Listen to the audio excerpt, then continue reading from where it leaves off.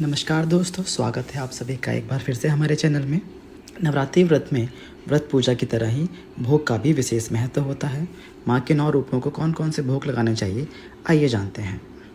रोग मुक्त रहने के लिए माँ शैलपुत्री को गाय के घी से बनी सफ़ेद चीज़ों का भोग लगाना चाहिए। सफ़ेद वस्त्र, सफ़ेद फूल अर्पण करें और सफ़ेद बर्फ़ी का भोग लगाएं।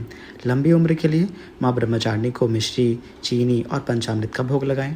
माँ भगवती को नवरात्र के दूसरे दिन चीनी का भोग लगाना चाहिए। माँ को शक्कर का भोग, ब्राह्मणों को दान में भी चीनी देनी चाहिए। मान्यता है कि ऐसा करने से मनुष्य कष्ट से दूर होता है। नवरात्रि के तीसरे दिन माँ चंद्रघंटा की पूजा की जाती है।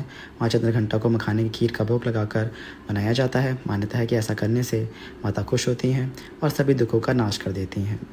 माता चंद्रघंटा को दूध और उससे बनी चीज़ों का भोग लगाएं। तेज बुद्धि और निर्णय लेने की क्षमता को बढ़ाने के लिए माँ कुष्मांडा को मालपुए का भोग लगाएं। नवरात्रि के चौथे दिन माँ कुष्मांडा की पूजा करी जाती है। चौथे दिन सुबह सवेरे उठकर स्नान करके हरे रंग के वस्त्र धारण करें। माँ की फ़ोटो या मूर्ति के सामने घी का दीपक जलाएं और उन्हें तिलक लगाएं। अब देवी को हरी इलायची, सौंफ और कुमड़े का भोग लगाएं। अब ओम कुष्मांडाय देवी नमः का मंत्र का 108 बार जाप करें।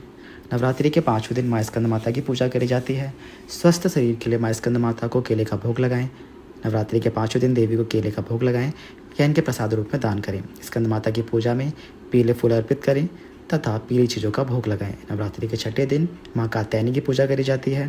माँ कात्यायनी को शहद, गुड़ और चने का भोग लगाएं। माँ कात्यायनी की पूजा करने से अष्ट सिद्धियाँ प्राप्त होती हैं। माँ दुर्गा का ध्यान करने से हर प्रकार के संकटों का निवारण हो जाता है। आकर्षक व्यक्तित्व और सुंदरता पाने के लिए माँ कात्यायनी को शहद का भोग लगाएं। नवरात्रि के 7वें दिन माँ कालरात्रि की पूजा करी जाती है।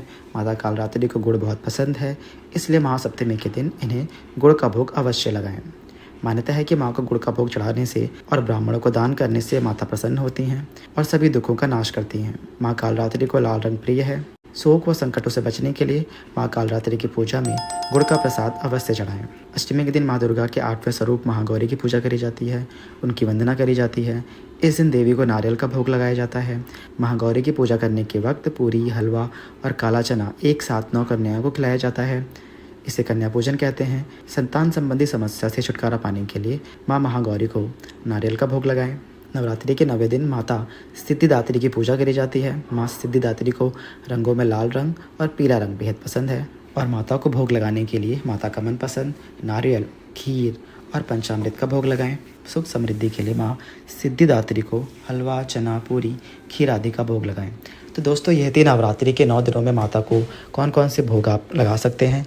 आपको यह जानकारी कैसी लगी, हमें कमेंट्स करके ज़रूर बताएं। वीडियो को लाइक करें और ऐसे ही कथा, कहानी और जानकारी के लिए हमारे चैनल को सब्सक्राइब करें। धन्यवाद।